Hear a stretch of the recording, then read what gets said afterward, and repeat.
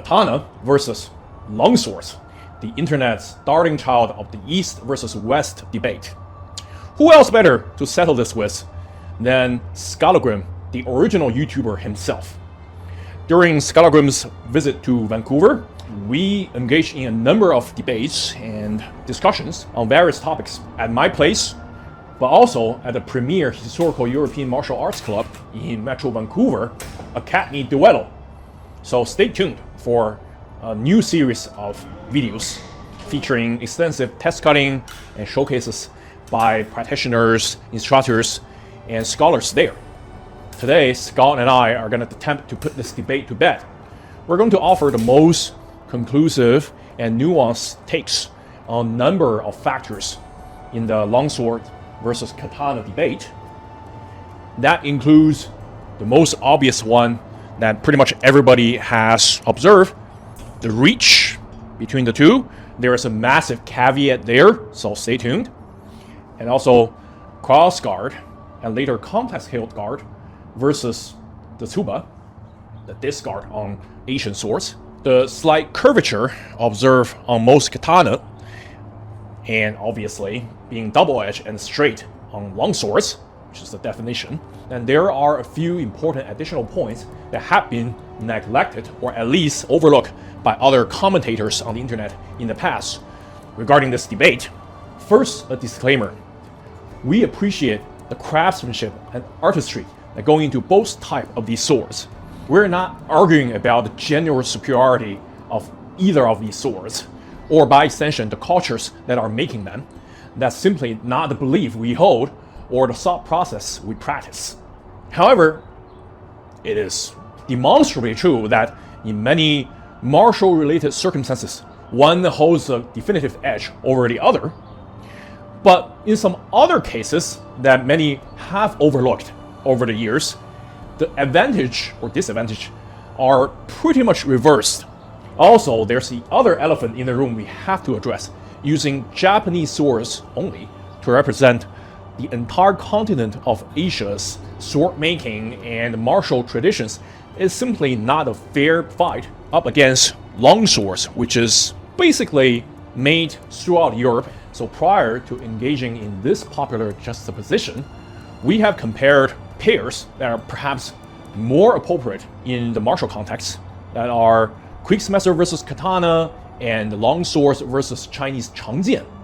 So check out those videos first, but today we're definitely going to entertain the idea of Katana versus Longswords. And it's been taught to death. Katana versus Longsword is like the original Hema versus Kenjutsu debate. Are they comparable? Which is better? Mm-hmm. There is, a legitimate question about that because they're using similar circumstances. Mm-hmm. It's usually a battlefield sword, but can also be used in civilian context. It's a symbol of the knightly virtue ideals, or it's a samurai code, right? So it's very closely associated with knights or samurai. Interestingly, they're pretty much the same role. They're retainers for aristocrat. You gotta answer the call. That's the core of the knightly or the samurai code. The other things are idealized, later additions. So there's, I guess, a lot of comparison to be had, but it just speaks to how they're used differently. Mm-hmm. It's a mass distribution. Yeah. There's some overlap, of course. They're both swords used with two hands. They're not extremely different in size, compared to other options. And of course, again, a lot of the basics apply. Like footwork. In fact, footwork is reasonably similar from what I've seen between Hema and Kenjutsu. There are differences, but you could definitely draw a comparison. So if you had a knight and a samurai and they were to swap weapons, it would be awkward for them. They would still know how to fight with a sword, obviously. So there would be that similarity, but then it would be a little bit off. I remember the one video by Seki Sensei where he complained about the guard like getting so close to his head because yeah, of course, you're not used to it because there is nothing sticking out that far, so you're not going to hit yourself in the forearm with the suba or in the head or whatever. Which is the thing. Like, It's easy to do with that when you're not used to it. In fact, in fact, even when you're used to it in a careless moment, you can still knock yourself in the head with it, potentially. So yeah, it would be awkward in that sense. For reference, this longsword guard seemed to offer a lot of protection, projecting such a long bar across the hand and the wrist. And in some angles, it can offer very adequate protection. In other angles, surprisingly, they offer very little. Now, in contrast, these tsuba, especially the smaller ones, doesn't seem to offer a lot of protection for your wrist. But when you're fighting, holding the sword at an angle, they offer surprisingly helpful amount of sight protection. And so you can see, it can stop the blow at a certain angle from reaching your hand. Especially if you're holding it downward a little bit, not immediately pressed against the tsuba. You have to consider Japanese swords are backwardly curved, so that prevents the foible of the blade from reaching your hand. Of course, Japanese sword tsubas can vary in their sizes and geometries that produce quite a bit of difference in terms of hand protection. Of course, you have Renaissance longswords that offer not just these quillons, but also complex hilt components such as side rings, forward projecting rings, and swept hilt bars. Those definitely offer a lot more protection to your hand and wrist and forearm than these simple quillons. So if we just compare the stereotypical medieval longswords with Japanese tsuba, you can see their protection is actually neck and neck, not really that far apart. In some cases, this long quillon will offer some more protection from blows beneath you or above your blade. In other cases, this side projection on the tsuba can protect your hand from certain angles. So I would say neither of them have a definitive edge over the other. The next topic we're going to talk about is the all-important reach, or rather the difference in blade lengths. When we're on the topic of reach, there's some caveat we have to address.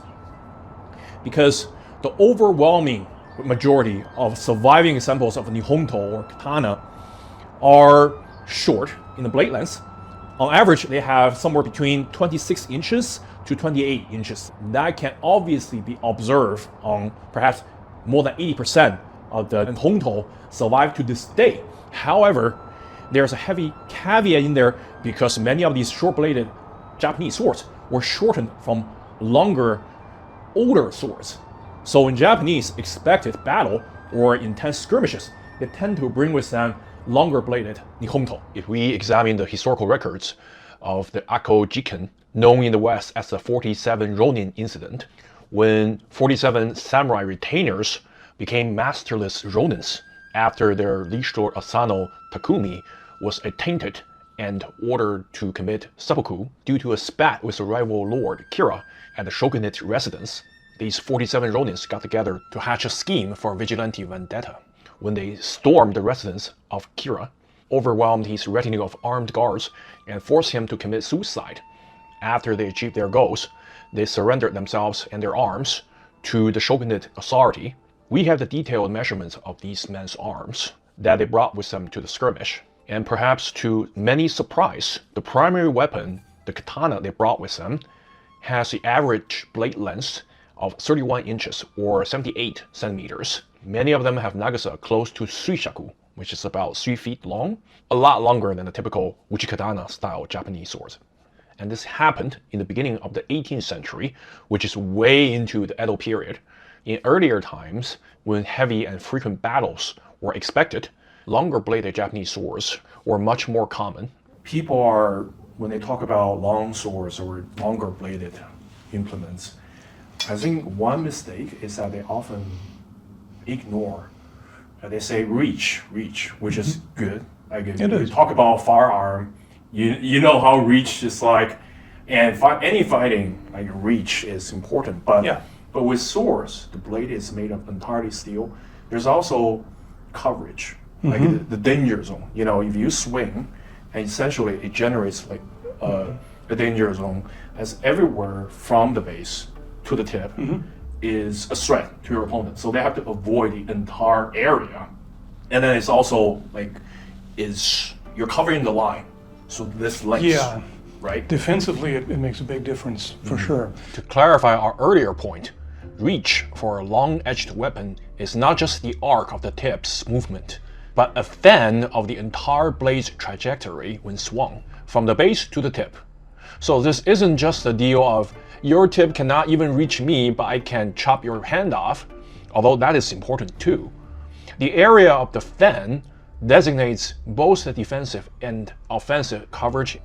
Can you notice the difference between the coverage area of a longsword and a katana? And that difference is everything, fair due in open space.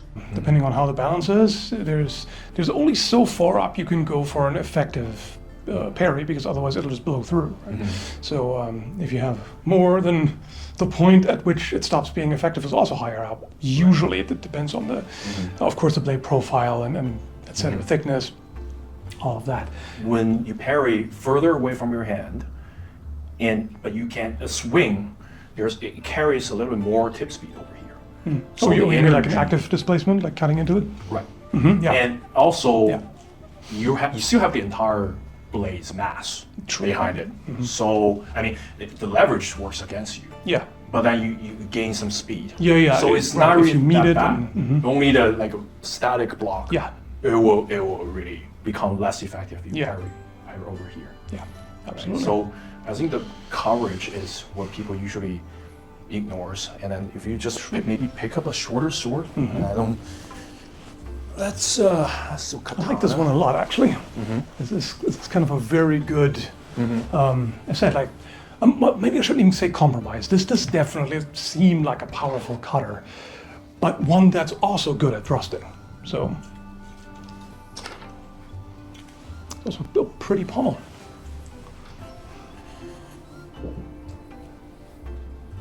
That's from the Zurich National Museum, right? The official pommel is pretty unique. I think there are a few of them by the end of the 15th century. It's a really good pick by Peter Johnson.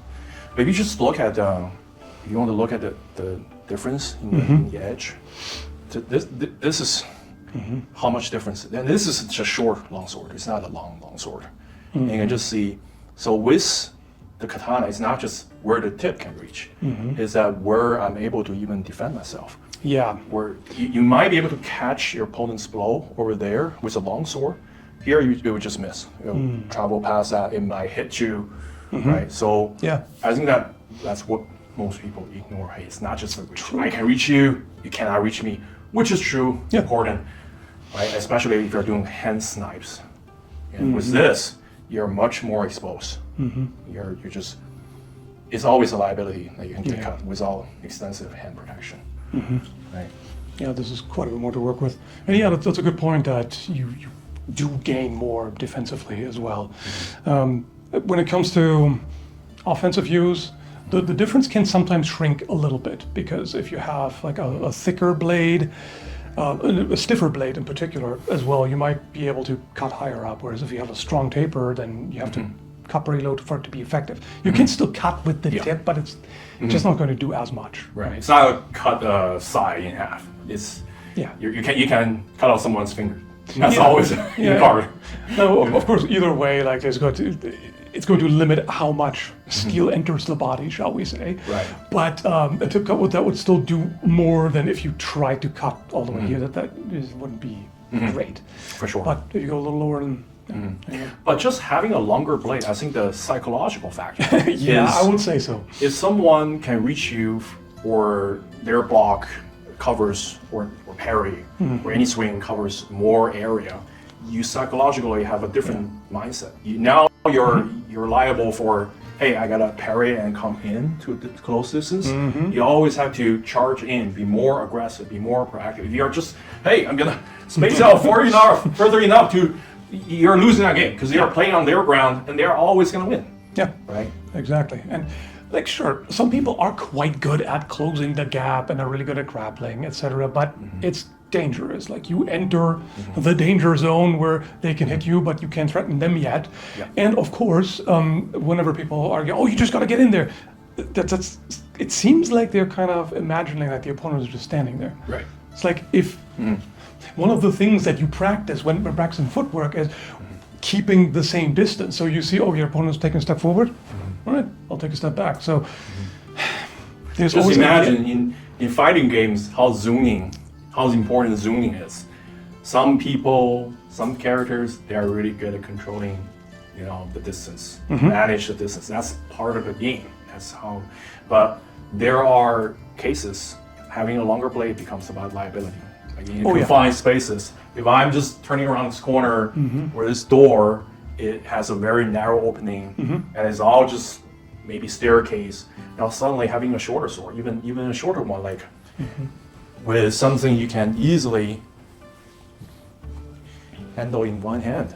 This hanger, this brigade here, is finally coming into play, right? That's why sailors use cutlass, because you can confined spaces. If you use a longsword or two-handed sword, you're significantly difficult. You got stuck trying to enter a door, right? Like now in more open spaces, longer bladed swords have the advantage of utilizing reach and manage the distance.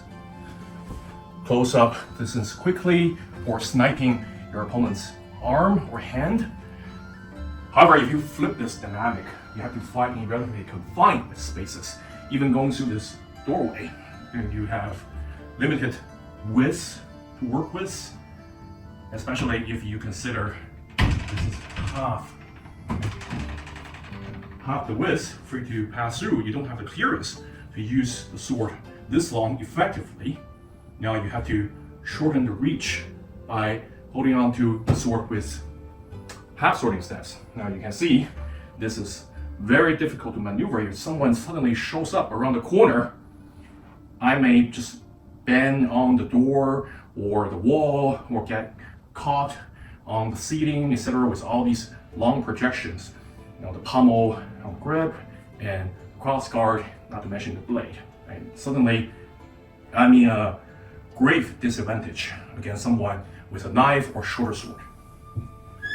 Even with the door fully open, you see, you're just banging over everything, and you're creating hindrance for yourself.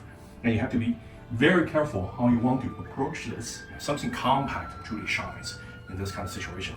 Now with a katana, you can also hot swording, and when you have to fight around the corner, this curvature will aid you. You can jab around it.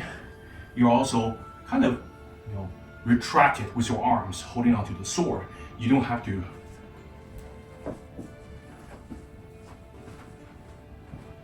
worry too much about longsword. If I want to hot sword it like this, see how much further back my arm has to be, and I just run the risk of banging onto the door and other objects.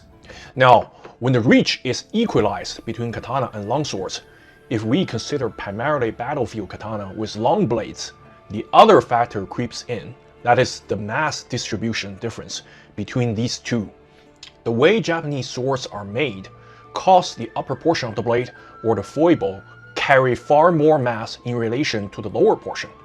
When compared to swords made in Europe, continental Asia, the Middle East, and the Indian subcontinent. in addition to being that light, also has a significant distal taper.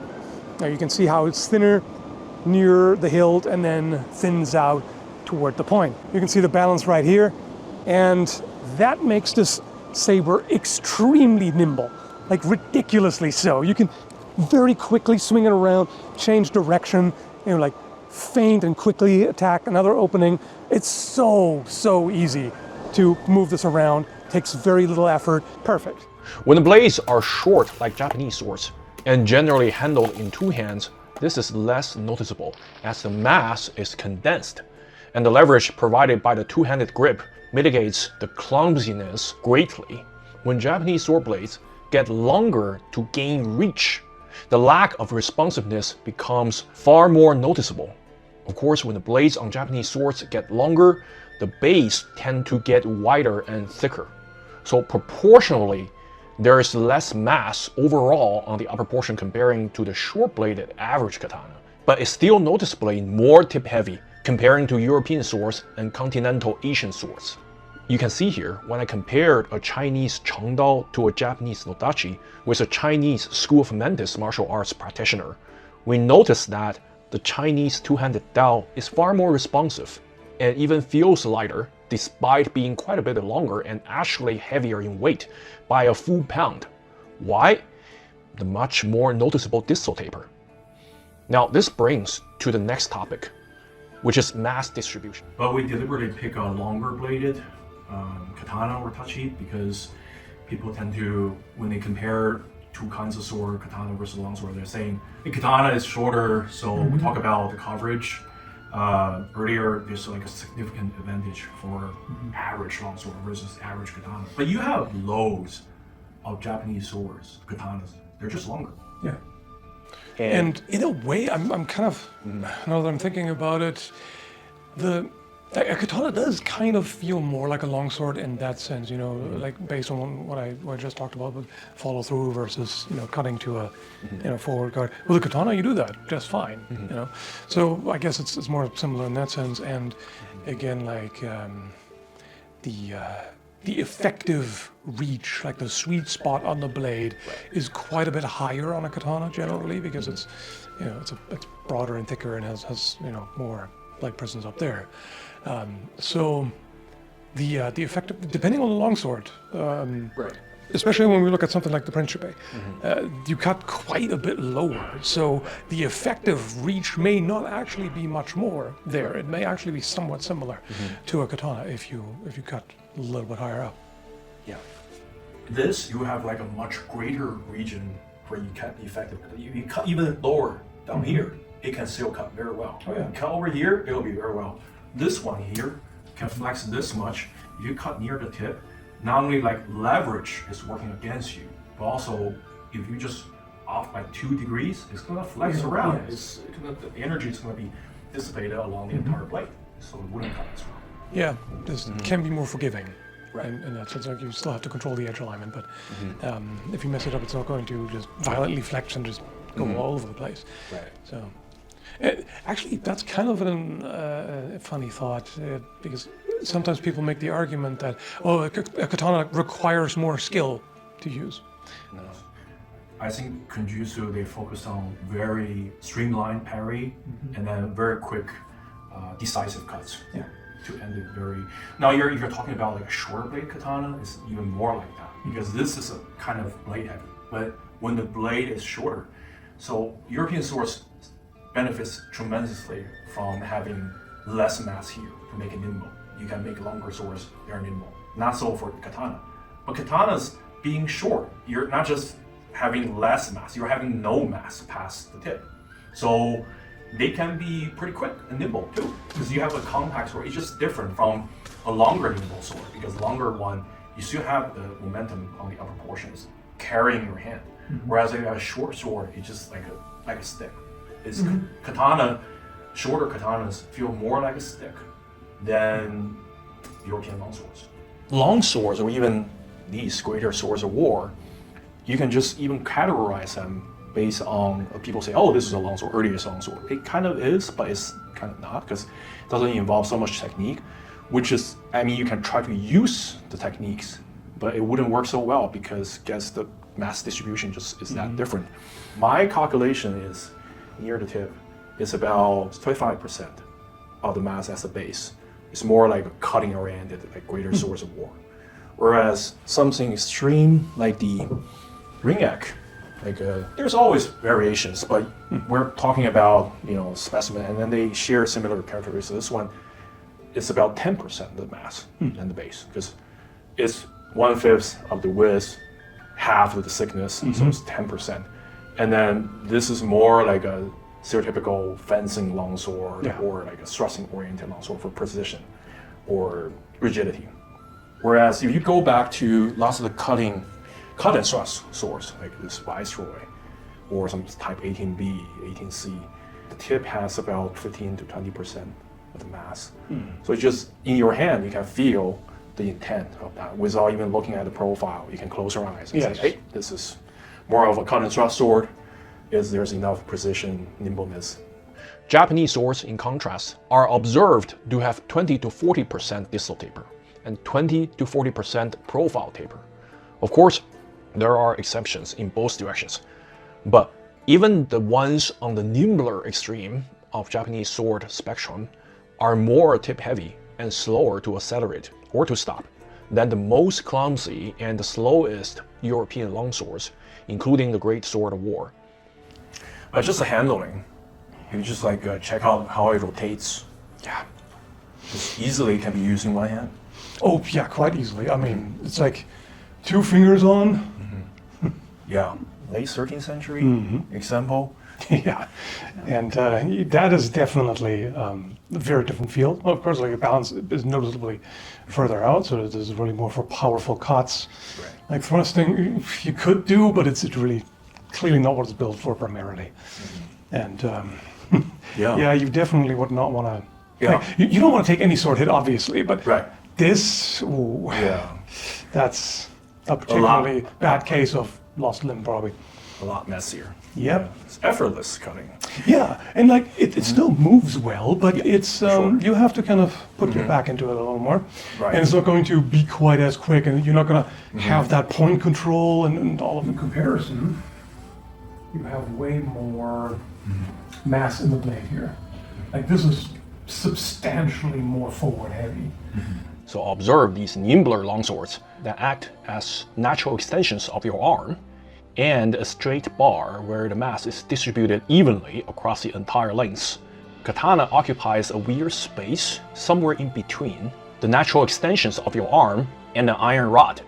Not saying the iron rod cannot be a weapon, but usually staff weapons or polearms are held with the hands far apart in the middle of the shaft to use the leverage. If you hold it by the end of the iron rod, that will be very awkward and unwieldable. But in cutting terms, having a rigid and thick bar is sometimes kind of reassuring. Anyone that regularly cut with katanas will know this. It's a joy to cut with them, even the ones that are not particularly lively. And combined with the fact that the ideal cutting portion of the blade is usually left thick on katana, and the very stout edge geometry that doesn't start the bevel from the spine, but at the 2/3 of the blade's width, these create a very unique feel for katanas, kind of like a crossover between proper swords and battle axes. They also cut and split more like an axe than a sword, which tend to be very thin on the upper portion, to have very small edge angles. Well, at least it's found on swords made by other culture. If you look at European swords, Chinese swords, they become very thin to accelerate easily, but also have smaller edge angle to meet less resistance as the blade passes through the target.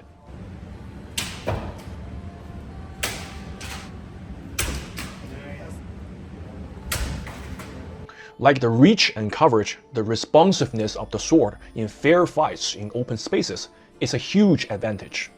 However, when fighting in full suits of plate armor, which most styles of Japanese armor are, just offer slightly less coverage than the European counterparts. Both the reach and the maneuverability become less important, and there's more room for error allowed when you are heavily protected. And when fighting against opponents also clad in heavy armor, it almost always comes down to grappling, which the nimbleness and the reach of the sword doesn't really mean much. So these advantages and disadvantages are very much real, but they can be either overstated or understated depending on the circumstances.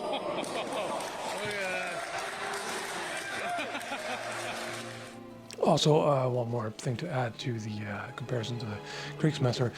Just because it's curved, that only means so much really, because it's a very different curvature we're talking about. Right. Like this is quite strongly curved. Now, Itachi of course tends to be much more strongly curved, but it feels different and it moves different because of that. Also because, like we already pointed out, it still has quite a bit more mass near the tip. And because it curves away, you have that mass kind of pulling in that direction. That's always something I find with a blade like this. Like in terms of edge alignment, it kind of wants to tip over a little bit. And you have to counteract that. That doesn't happen with a European sword. Usually, okay, depends on what it is, but usually not to that extent. So there's different dynamics happening here. Curved swords don't necessarily cut better than straight swords when swung at high speed. Although the curvature assists with lessening the contact area and making contact with the target at an angle, assisting at initially biting onto the target. When you draw out the blade from the target, curved blades are easier to retrieve and tend to make some additional slicing motion to cause longer but shallower secondary wounds. Of course, many types of European longswords have bellied edges, even when the central ridge is straight. So this serves essentially as a curved edge to give some benefit of curved swords. When they are properly sharpened, they can slice very well even against toughened material. As for Japanese swords, more curved swords such as Shamshir can slice even better, but Nihonto's two-handed grip naturally utilizes the leverage to apply more pressure and stability when making the slicing draw cuts for generally better results. Skall has done extensive tests in the past, so you can check out his videos linked in the description. The curvature of katana also makes the tip naturally tilt away from the direction of the grip, rendering straight thrusts and half-swording stabs far less effective. But jabbing and poking motions with the blade at an angle with the forearm may not be diminished much in terms of power, and it can go through soft material easily still, just not maximizing the reach as straight swords do. Also, the backward curvature makes Japanese sword cuts easier to parry than straight swords, as the blade curves away from the opponent. On the other hand, temporarily turning the blade around at binding may have the effect of bypassing the obstacles in parry and block from certain angles to still reach the target, though this isn't in the repertoire of most orthodox Japanese swordsmanship. While we are on the blade geometry, we should point out that obviously having double edges on a blade opens up many opportunities, which is the reason many techniques in European martial arts involve cutting with the false edge from various angles. And this is essential to parry and riposte in one tempo in European swordsmanship.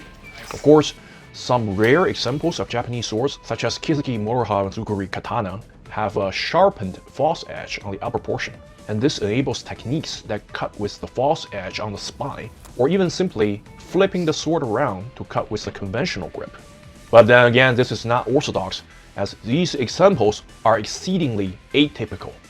Japanese sword tip geometries are also far less effective at armor penetration than many types of European longswords. Even some of the more specialized armor fighting katana with more tapered long okisaki can penetrate easier, but still not able to defeat the range of European mail armor. But then of course Japanese kusari is butted mail, and it is far less robust against thrusting than the riveted European mail armor. So those more acute okisaki tip on some katana would suffice in Japanese domestic context. Next up, we will talk about the variety these broad categories of sword offer, which happens to be European longswords' biggest advantage over katana. For whatever purpose and speciality a user would prefer, you can find a longsword variety that embodies it. I've made an 87-minute long video on the evolution of European longswords, linked in the description below, so I won't reiterate the entire history of longswords here, but let us examine a few select examples of diverse designs with Skallagrim. I think that's the thing that most people ignore when you talk about the broad category of swords, and often you're generalizing like katana versus longswords, but you're not talking about the varieties, especially European longswords, medieval longswords. There's such vast. Yeah, that's a great example. Like these two, like they're very different. Yeah, Like quite a different profile. It can be, of course, more extreme than that. right. You can have something that's based like borderline S-talk. Yeah. Now you're talking light this is not really lightweight, Yeah. but the tip has so much less weight. Yeah. than Yeah, you can very easily control the tip and disengage and Right. all of that. So that is really quite light. So that's so of course a better thruster than it is cutter. Right. But if you cut low enough, it's will be decent.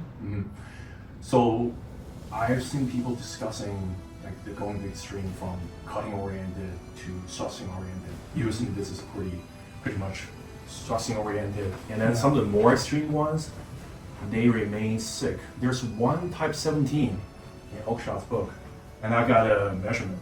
It actually has a reverse dissipate. Normally, they will become a lot thinner, at least half a cent near the tip than the base, right? There's one that actually becomes sicker as it approaches the tip, and the point of balance is like in the middle of the blade. So you will think, well, that's got to be used in a way that point of balance doesn't really matter. So for the most part, you're supposed to just sorting in gauntlet against heavily armored opponents. So where the balance point doesn't really matter because you're not holding it in a longsword grip, right? Like not in the you're just holding half swording and jab because the shortening of where the tip is as opposed to your hand, the pivot point. The shorter it is, the more accurate it is. Yeah, and the more rigid it is. Imagine a sword that's plenty flexible. Well, this is not really that flexible, and they're always gonna have some spring, right? But if you're doing this, you jab into something, suddenly the force doesn't just dissipate. Yeah. It's tapered. You moved out completely, went through. Alright, so this is the amount of overhand step. So this one definitely is not dedicated for armor fighting, harness fighting. You're talking more about cutting still. That's right. So this is by the end of medieval times, early Renaissance. You can see the ricasso. This is a very good sign for development. Longswords, they just start to have ricasso. So at the base, you don't need blade that broad like this one right here, the Principe. Talk about. That's another one you're going to. But we're going to talk about that one later because they wanted to have the cake and eat it too. So essentially, you gotta have a very large amount of profile paper and still have it broad enough, pretty much broader than this one, near the cutting portion. So the base is so broad and the edge angle gets so small, right? Because the wider you have, the thinner you have, it gets very fragile near the edge, which is why it cuts so much better. But then if you cut into some hard material or any resistance, it gets stuck into it. And It's definitely hand and a half sword in the sense when you hold it in one hand, this is still quite maneuverable. So I could definitely imagine, like sure, in one hand normally you would prefer an arming sword that's meant for it, but you can handle this quite easily with one hand, in fact. So let alone with two, you have plenty of control. Right. Yeah, some people came over here, they're like casual sword enthusiasts. They handle Filthy casuals. Yeah, filthy casual. Let them handle this one. The first impression was, it's so light. Yeah. Wow, it's so light. Actually, it's one of the heavier longswords. This is not very long, 35 inches blade, and then it weighs close to 1,700 grams. But if you have Really? the impression, I would not have guessed that. you And you would think I'd be fairly decent at judging weights at this point, but no, I would have guessed like 1.5 kilos at most. So if we just go from, I'm gonna grab the Albion Baron. So Also, too many swords. I show the point on this up close because it is a little thicker, which of course is good. 4.5 millimeters. Yeah. Some of these Type 15A, they have reinforced tip. So it swells up. This one over here, the Lancaster, which is a 15, Type 15, it has reinforced swelling tip. So it gets thinner right before the tip, it gets thicker. This one doesn't even need it because it's already plenty thick. Yeah, true. So why don't we look at this as like a late 13th century example? So that's when people had cold plates. You're thinking great helm, limb protection. Hey, I'm pretty impervious to regular troops weaponry against cut and thrust. So I'm gonna just scale up swords. Yeah, and that is definitely a very different field. It's hard to say exactly how they fought because we weren't there and everything. And battlefield fighting is not covered in the manuscripts, but I would imagine probably on average it was probably a little less refined. Yeah. Like they were still trained, they were still knights, so they still, knew, like it wasn't just pick it up and swing it like crowbar, obviously, which some people think. Some people still have this idea that, it's just brute strength. No, I don't think so. But probably a little bit less refined than, say, mid-16th century fencing. But like with something like this, there's definitely a lot of just timing. Yeah, exactly. Like timing is more important than like fancy stuff. Right. So you're just gonna lay into them at the right time. Stopping Hopefully power. Stopping power. Yeah, hopefully make it through the armor. Because this will kill someone, but Yeah, it's gonna take absolutely, time. Unless like one jab to the brain or the heart. Yeah. Otherwise, they wouldn't even notice they got stabbed. And that is not. At one good hit, that's it. Like, you're not gonna. The shock will stop you. That's Yeah. it. Even in mail, depending on where you take that hit, like particularly the bonier areas, like if you, collarbone would break so easily. Even a rib or anything like, fleshier bits. Okay, you might be all right, but it's still gonna hurt. But if you get hit with this, particularly also on a limb, okay, you have mail there. That's not enough. It may not cut through the mail, but your flimsy flesh will notice. Right, for sure. I've cut some targets before and then put, textile, not mail. Mail has a little bit of rigidity, but like gambeson on top. And what's really surprising is that it cut the meat open without penetrating the gambeson. Using, you're totally fine. You're fine. The armor is fine. You're fine. Not really. So it pressed the gambeson into the flesh. It's a little bit shallow, but it's pretty bad news for you because you got fiber it's sweaty, dirty, and then inside your wound. And then medieval level of medicine, you check it out, and later on it's already infected. And many, even nobles and aristocrats, they died from the infection. Right? Yeah, and there's so much that can go wrong, even if the armor doesn't get damaged. There's like shearing forces that act on the flesh underneath, so you might get a laceration even though it doesn't penetrate just because it tears on your skin. Right. So there's so many things that can happen. Nasty things. You really advance just one century, the advance of armor and cause this degree of shift in the design of swords. Yeah, so very noticeable. From cut-oriented to completely thrust-oriented, something flexible, you want to flex it, you want to do a flex of the baron, show people how much it flex. Hang on, I just want to touch it with my bare hands. Yeah. There's plenty of flex in it. Yeah. That, not so much. Yeah, meanwhile, I'm gonna check my audio. See whether it's still doing well. Yeah. There's some flex, but it is much more rigid. Which is what you want. I mean, I find like an excessively flexible blade can interfere with cutting too, but definitely thrusting. Yeah. But just the handling. You just check out how it rotates. Yeah. Just easily can be used in one hand.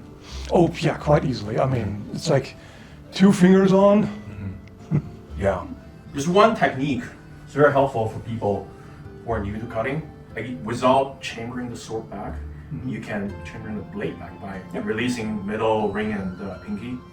And then, and that can do enough space, enough distance for it to accelerate.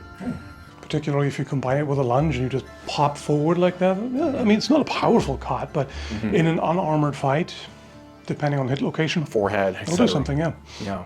In contrast, Japanese swords have some degree of diversity too, such as different blade geometries called tsukuri, but over the course of 1 millennium, their overall silhouette haven't changed that much, although the curvature and the mass distribution has gone through some subtle revisions. The overwhelming majority of them have the Shinogi Tsukuri geometry, the reason of which we will discuss in the next section.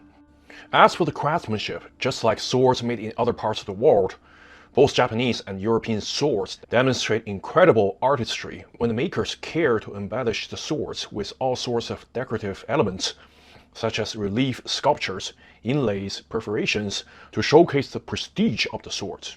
No surprise there really, but even just the craftsmanship on basic components themselves, such as the blade and simpler hilt furniture, extreme care is taken on the geometric front. Especially true on Japanese swords' surface polish, evenness, and symmetry. We have established earlier that Japanese sword-making tradition produces blades that don't taper greatly in the width and thickness, primarily due to over 1 millennium's experimentation and evolution that originally took inspiration from both Chinese swords and swords of Emishi people, an ethnic group that had been the traditional enemy of Yamato Japanese people.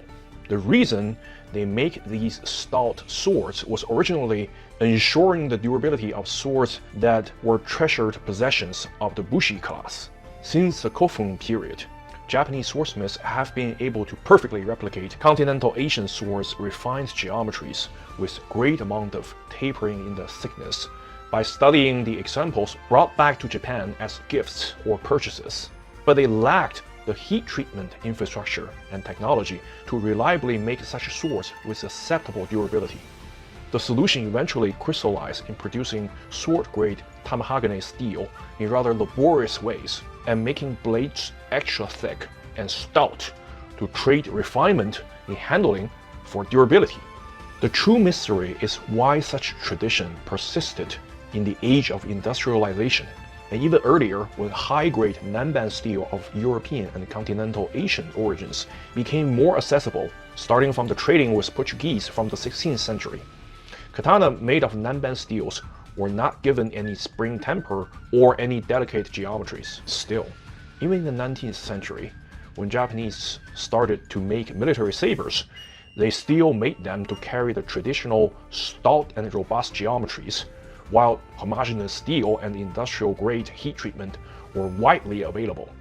The answer really lies in the Japanese national ethos that many commentators have observed, that although absorbing influence and taking elements from foreign cultures is a frequent phenomenon throughout Japanese history, given its geographic realities, conforming with traditions, especially those tied into the national identity, is a mandate, and it carries heavy social stigma to innovate and buck the orthodoxies. In short, although the solution of making super thick blades throughout and the extremely hard edge on a soft spine does have its pitfall in comparison to the spring steel on later century European swords, we shouldn't debunk the myths propagated by pop culture by going to the other extreme. The traditionally made Japanese swords are perfectly acceptable in terms of durability in its historical context and modern usage by practitioners. These traits definitely have their unique advantages. Here I link the destruction tests by Japanese swordsmith Taro Asano, done on the katana forged by himself in the traditional way, and it's a wonderful demonstration on the right expectations of Japanese swords' durability and characteristics. Next up is the ease of carrying and the art of unsheathing and sheathing. Now some of you might say, hey, is that such a deciding factor? Now just think about it for a second. Your sword will hopefully sit in the scabbard way more than it is out in your hand unsheathed, which means if the sword is easy to carry it around, then there's a better chance you might choose them. Otherwise, you might pick something else. Alternatives such as, an arming sword, falchions, things are shorter, more compact, easier to carry, right? And long swords are not bad in that department because the size is manageable, especially you consider a medieval way of carrying, 2 or 3 points of suspension, and they generally sit pretty comfortably by your side. And unsheathing is not really that hard, but being straight means that biomechanically it's not as fast as katanas to unsheath, especially when the average length, blade length, is a lot more than average uchi katana or touching. And particularly also for everyday self-defense, do you want to carry this in town? Like you just walk around like this, hey, how's it going, guys? And we just go to the tavern. You can, but it's just much more inconvenient than if you have like a short messer or something on you, which is like, it's almost like that's what they're made for. Exactly. You're constantly adjusting and putting it to be vertical, right? Not knock down objects, etc. Yeah. This is really easy. Yeah. And if you end up in an everyday situation where suddenly it goes down, the sword you have versus what you don't, like maybe you have, say, a messer, and you would have so much more reach if you carried one of these, but imagine your opponent just has a knife or a dagger. Like you're better off with a messer. So if you have that as opposed to nothing. Now, when touching mounting has essentially the same way of carrying by suspending it on your belt, usually resting at the back of the wielder. Uchi katana, later style mountings have simpler ways of carrying. You just stick through a sash.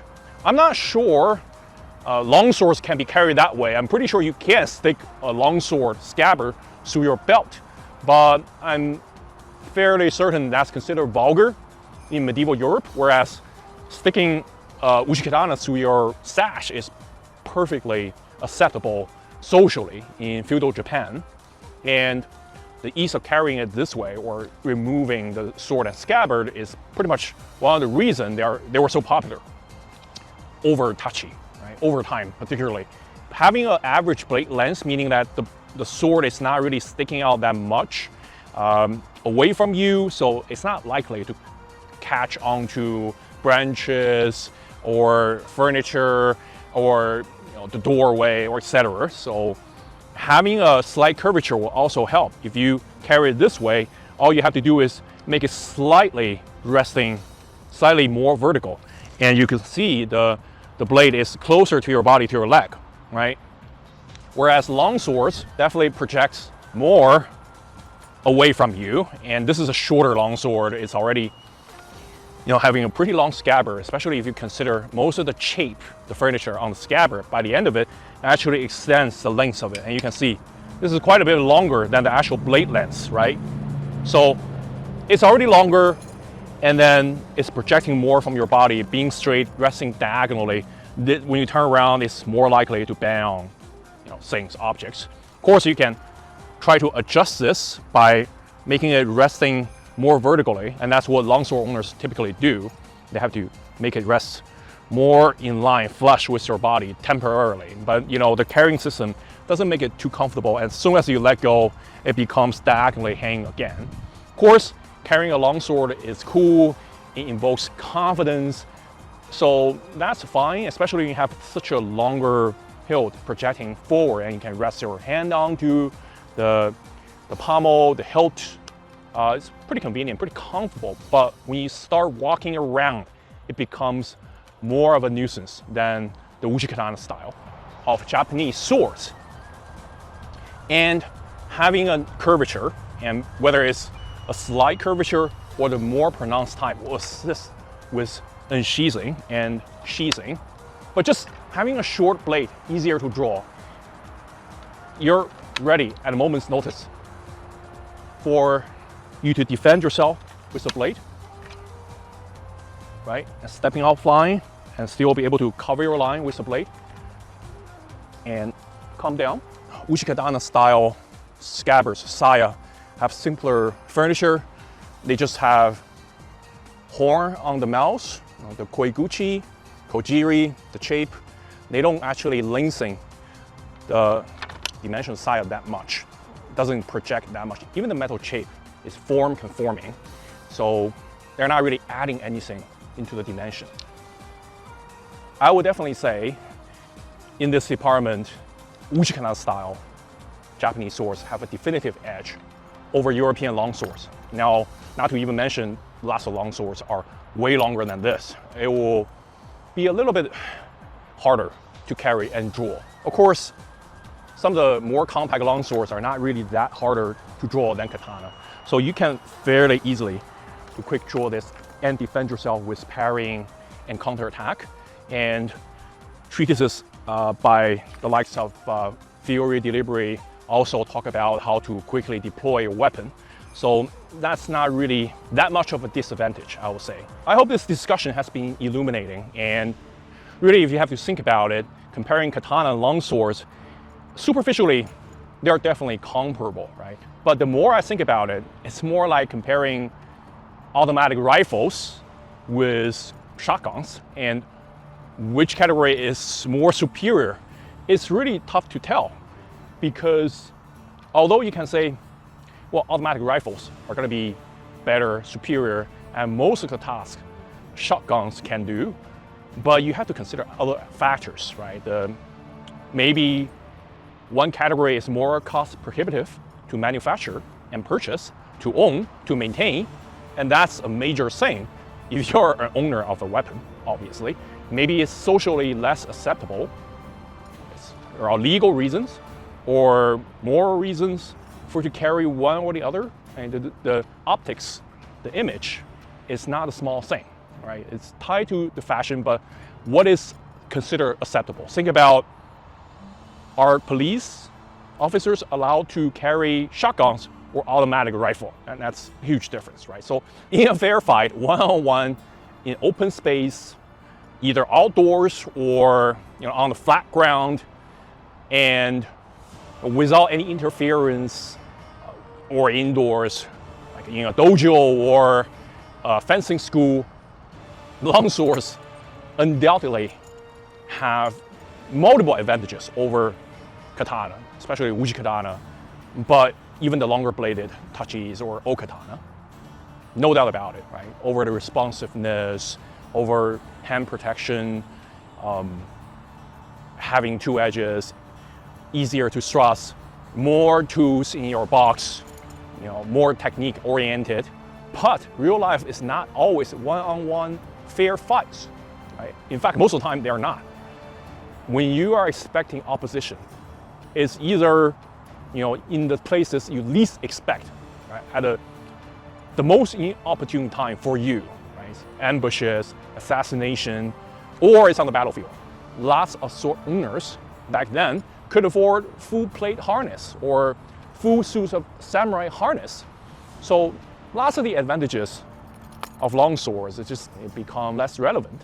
I would say that yes, definitely they are much more different, but overall they are arms representing their culture and the sword making technologies, techniques, and traditions. So if you are a rational person, you have to respect both of them equally, and we learn to appreciate them equally, give them the benefit of the doubt, and think about alternative circumstances and scenarios. So there you go. Hope this video has been illuminating and thought-provoking. And if you enjoy this video, check out some of the other discussions between Skallagrim and I, but also our reviews of a number of swords and topics.